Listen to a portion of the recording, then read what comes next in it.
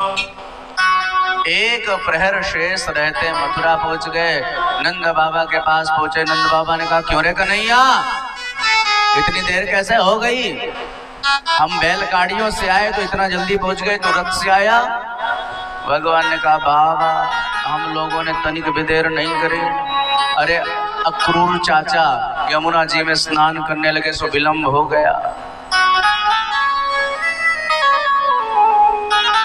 नंद बाबा से भगवान कहते, बाबा अभी एक प्रहर शेष है, यदि आप आज्ञा करें तो कुछ मेला आज देख लें और कुछ मेला कल आपके साथ देख लेंगे। नंद बाबा ने कहा, ए कन्हैया, मैं तुझे कभी आज्ञा देने वाला नहीं, तू महानटखट है, कुछ भी कर सकता है। दाऊद जी ने कहा, बाबा मैं तो समझदार हूँ, मुझे आज्ञा करो, गुरु जी से कह नहीं सकते। तो उन्होंने कहा, नाथ लखनपुर देखन चाहिए। हे गुरुदेव, ये लक्ष्मण नगर देखना चाहता है। बड़े राम जी थे, अब यहाँ दाऊ भैया बड़े हैं, तो दाऊ भैया कह रहे हैं, बाबा मुझ पर विश्वास करो, मैं बड़ा बुद्धिमान हूँ, मैं घुमा लाऊंगा। बाबा ने आज्ञा कर दी, जाओ। समस्त ग्वाल वालों के साथ मथुरा की गलियों में भगवान को लेकर के पहुंच गए। महाराज देखने वाले की भीड़ लग गई। देखो देखो, पूतना को मारने वाला आ गया, देखो देखो अघासुर को मारने वाला आ गया, बकासुर को मारने वाला आ गया। महाराज देखने वालों की भीड़ लग गई। धाये धाम काम सब त्यागे, सब अपने अपने काम का। भैया ये बात तू पहले बता देता तो हम लोग तैयार होकर के बढ़िया कपड़ा पहन करके आते, अब इन कपड़न में हम भिखमंगा लग रहे हैं। भगवान ने कहा, चिंता काहे करते हो, मामा का राज्य है, बढ़िया बढ़िया वस्त्र मिल जाएंगे। सो महाराज भगवान और आगे बढ़े तो कंस का धोबी कंस का कपड़ा लेकर के जा रहा था। भगवान ने आवाज लगाई, अरे मामा जी। धोबी घूम करके खड़ा हो गया, भैया मुंह को बुलायो। भगवान ने कहा, हाँ हाँ आप ही को बुलाया। धोबी ने कहा, भैया मैं कैसे तेरा मामा? भगवान ने कहा, धोबी भैया यहाँ के जो राजा साहब है ना, वो हमारे सगे मामा हैं, तो मामा के गांव में जितने सबरे मामा।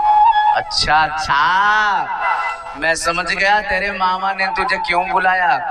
भगवान ने कहा, भैया जब तुम समझ ही गए हो कि क्यों बुलाया है तो जरा बढ़िया बढ़िया कपड़ा भैया जब तुम समझ ही गए हो कि क्यों बुलाया है तो जरा बढ़िया बढ़िया कपड़ा दे दो, इन कपड़न में स्वागत करवाने में आनंद नहीं आएगा। सो महाराज धोबी बिगड़ गया भगवान के ऊपर। ईदृशानेव वासांसी नित्यम गिरिवने चरा, हे वन वन भटकने वाले वनवासी, तू राजसी वस्त्र मांगता है, तूने आज तक राजसी वस्त्र देखे क्या? भगवान को आ गया क्रोध, आगे बढ़े और खींच करके एक थप्पड़ मारा। राजकस्य कराग्रेण शिरः कायाद पातयत्। एक थप्पड़ में महाराज उस धोबी का सर उसकी तरह से अलग हो गया, प्राणांत हो गया धोबी का। महाराज देखने वाले अचंभित हो गए, बड़ा बलवान है, एक ही थप्पड़ में पहाड़ जैसे धोबी का वध कर दिया। भगवान ने ग्वाल वालों से कहा, भैया अब सब अपने हिसाब से कपड़ा छाटो बीनो। अब सभी बच्चे एक एक कपड़ा उठाया और सबने पहन लिया, बाकी के कपड़े उठा करके मेला में लुटा। अब महाराज बच्चे 10-10 साल के और कपड़ा भोजपति कंस का। अब महाराज बच्चों ने जब कंस का कपड़ा पहना तो पहन करके आगे बढ़े, पूरा रोडवे साफ होने लगा। सबने विचार किया, ये कौन सा फैशन आ गया, झाड़ू लगाने वाला फैशन। कान वालों ने कहा, कान हाँ, इन कपड़न में आनंद ना आयो भैया, ये बहुत बड़े बड़े हैं। भगवान ने कहा, भैया अपने आप छाटे पीने हो, अब कुछ ज्यादा बड़ा है तो जरा ऊपर उठा लो। बालकों ने कपड़ा जो ऊपर उठाया तो ऐसा लग रहा जैसे हैंगर में लटके हो। महाराज दर्जी देख रहा था, दौड़ा दौड़ाया, प्रभु यदि आज्ञा करे तो कुछ सेवा हम कर दे। भगवान ने कहा, भैया तेरे मुंह में घी शक्कर, जल्दी कर। महाराज दर्जी लेकर के गया, सबके कपड़े फिट कर दिए। भगवान ने कहा, ए भैया दर्जी, तैने मेरे ब्रजवासियों को प्रसन्न कर दियो, इसलिए वरदान मांग। सुंदर जी ने विचार किया धोबी को क्या मिला देख ही लिया हूँ, अब मांगने की आवश्यकता नहीं, सो हाथ जोड़ लिया महाराज। बस कृपा ना हो ना तब तक मजा नहीं आता। तो ततो सुदामनो भवनम मालाकारस्य जगमतो। मथुरा में एक सुदामा नामक माली रहता था, भगवान उसके यहाँ पहुंचे, उसने सबको माला पहना करके दिव्य स्वागत किया। भगवान ने पराभक्ति का आशीर्वाद दिया और आगे बढ़े। भगवान ने पूछा क्यों भैया आप कोई कमी तो नहीं?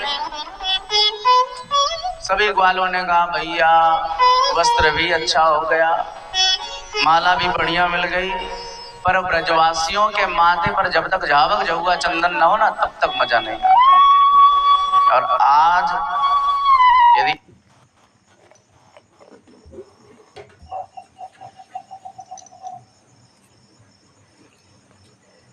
कम से कम इनके माथे पर तो तिलक होना चाहिए कि नहीं? हाँ या ना? उनको टोपी लगाने में समस्या नहीं है, उनके छोटे छोटे बच्चे टोपी लगाते हैं और उनको चंदन लगाने में शर्म आती है। नोट कर लेना, पतन का कारण हिंदू स्वयं है। भारत में 50% बचे हो बस।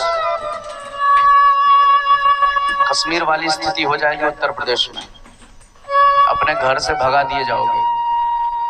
कश्मीरियों के पास बहुत पैसा था, बच्चों को माओ के सामने चीर दिया, क्या स्थिति हुई होगी।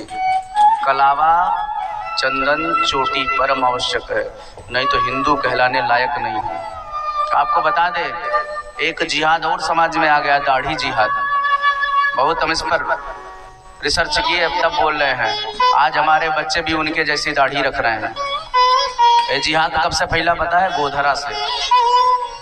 गोधरा में घूट ढूंढ करके मार रहे थे, तो वही सब ज्यादा सेविंग करने वाले थे, तो उन्होंने फैशन।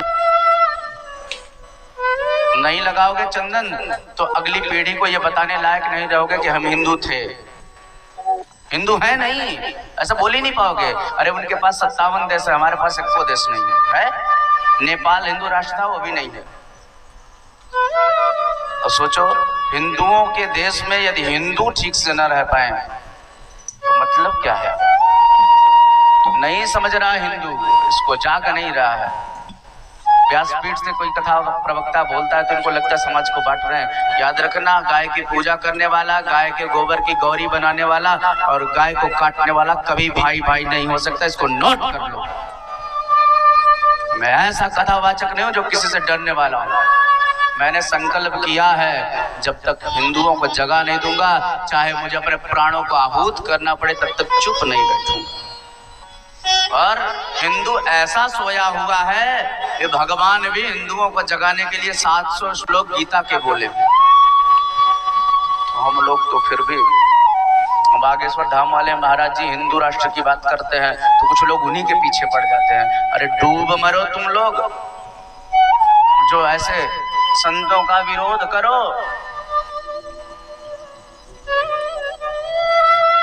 आज इन्हीं संतों की कृपा है जो राजनेता डर के मारे हिंदुओं का सम्मान कर रहे हैं, नहीं तो कोई भी राजनेता हिंदुओं का सम्मान नहीं चाहता। नोट कर लो। और मेरी बात नहीं मानोगे तो पछताना पड़ेगा, इसको नोट कर लो। क्योंकि मुझसे ज्यादा समाज में कोई घूम नहीं रहा है। साल भर में 365 घर में जाता हूँ। स्थिति बड़ी दयनीय हो गई हिंदुओं की। बोलिए भक्तवत्सल भगवान की। कितने लोग चंदन लगाएंगे? जरा हाथ उठाइए। माताएं नहीं लगाएंगी क्या? आप नहीं लगाएंगे तो आपके बच्चे नहीं लगाएंगे। पक्का लगाएंगे सब लोग ना। भगवान के सामने संकल्प किया है, और जब आप चंदन लगाए दिखोगे तो मैं वो कर सकता हूं जो कोई विचार नहीं कर सकता। आप चंदन लगाओ तो सही। अभी तो हम ग्रंथ भी लिख रहे हैं इन विषयों पर, चिंता करने की आवश्यकता नहीं है।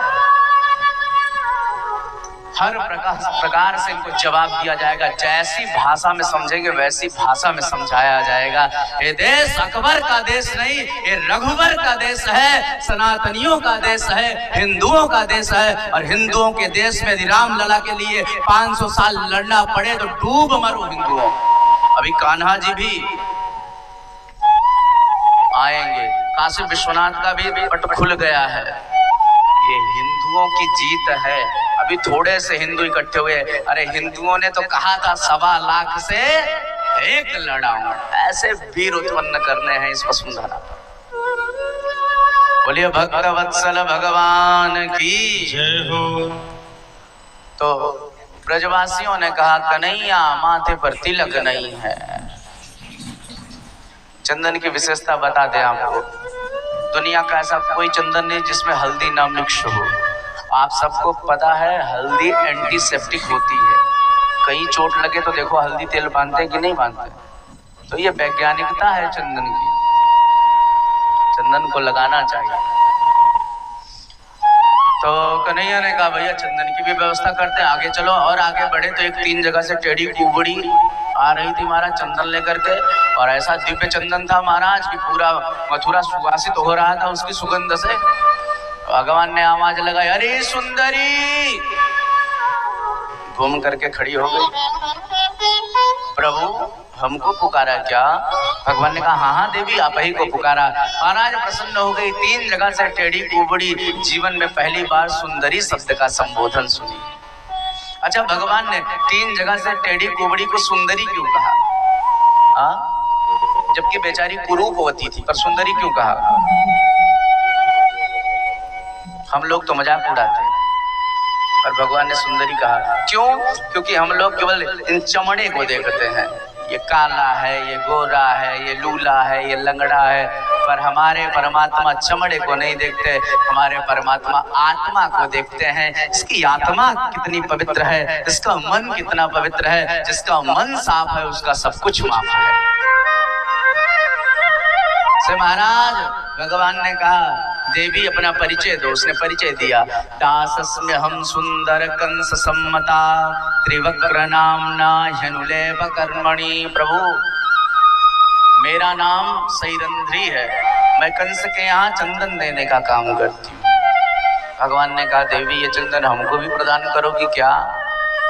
खूब जाने का प्रभु ये हमारा सौभाग्य होगा। अपने हाथों से समस्त ग्वाल वालों को, भगवान को, दाऊ भैया को तिलक करी। सारे ब्रजवासियों ने कहा कन्हैया इसकी चंदन में तो अद्भुत सुगंध है, कितनी शीतलता है भैया। ये चंदन यदि कंस के राज दरबार में देती तो इसको कितना इनाम मिलता, और इसका सारा चंदन हम लोगों ने खत्म कर दिया, लिया दिया कुछ नहीं। भगवान ने कहा चिंता मत करो, मैं ऐसी वस्तु दूंगा जो दुनिया में कोई नहीं दे सकता। सो भगवान आगे बढ़े, कुब्जा के चरण को अपने चरणों से दबाया। दाऊ भैया ने कहा कन्हैया ये अपना वृंदावन नहीं है, कुछ गड़बड़ मत करना। भगवान ने कहा चिंता मत करो दाऊ भैया मैं सब समझता हूँ। पैर से पैर दबाया, हाथ को गले के पास लगाया, जोरदार झटका मारा। महाराज 3 जगह से टेढ़ी कुबड़ी परम सुंदरी बन करके प्रकट हो गई। बोलिए भक्त वत्सल भगवान की। महाराज ऐसी सौंदर्यता धारण करी कि देखने वाले अचंभित हो गए, आश्चर्यचकित हो गए। भैया ये कान्हा केवल बलशाली नहीं जादूगर भी है। बचपन की कुबड़ी एक झटके में ठीक कर दी। कुब्जा ने हाथ जोड़ा, प्रभु मेरे घर पधारो। भगवान ने कहा अभी कुछ काम करने आए, काम कर लेंगे फिर तुम्हारे यहाँ जरूर आएंगे। वरदान दिया भगवान और आगे बढ़े। वहां पहुंच गए जहां परशुराम जी के द्वारा प्रदत्त धनुष रखा था। भगवान धनुष के पास पहुंच गए। भगवान ने कहा दाऊ भैया यदि आप आज्ञा करो तो धनुष को छू करके देख ले। दाऊ भैया ने कहा कन्हैया तू छूने की बात करता है, अरे अपने मामा जी का धनुष है उठा ले। अब जो धनुष के रक्षक खड़े थे उन्होंने मजाक बनाया, दूध के दांत टूटे नहीं, अब आया है महाराज का धनुष उठाने, हंसने लगे। दाऊ भैया ने कहा कन्हैया जरा पूतना को मारने वाला हाथ दिखा दे। सो महाराज करेण वामेन सलील मुद्रितम सचिन चक्रत्वा निमिषेण पश्यताम। भगवान ने दाहिने हाथ से धनुष को उठाया और बाएं हाथ से जो प्रत्यंचा चढ़ाई, महाराज धनुष के 2 टुकड़े हो गए। भयंकर आवाज हुई, आकाश में बिजलियां गड़गड़ाने लगी, 10 दिशाएं चित्कार करने। कंस सिंहासन से गिरते गिरते बचा। सारे रक्षकों ने अस्त्र लेकर के भगवान को मारने के लिए दौड़ लगाई। दाऊ भैया ने कहा कन्हैया धनुष का आधा टुकड़ा जरा मुझे पकड़ा। सो महाराज आधा टुकड़ा धनुष का दाऊ भैया को दिया। उसी धनुष के टुकड़ों से वो पिटाई करी कि महाराज सब भागते नजर आए। एक कंस के पास पहुंच गया, महाराज धनुष टूट गया। आपके भांजे ने धनुष को तोड़ दिया। कंस ने कहा भैया अब अपनी भी गारंटी खत्म।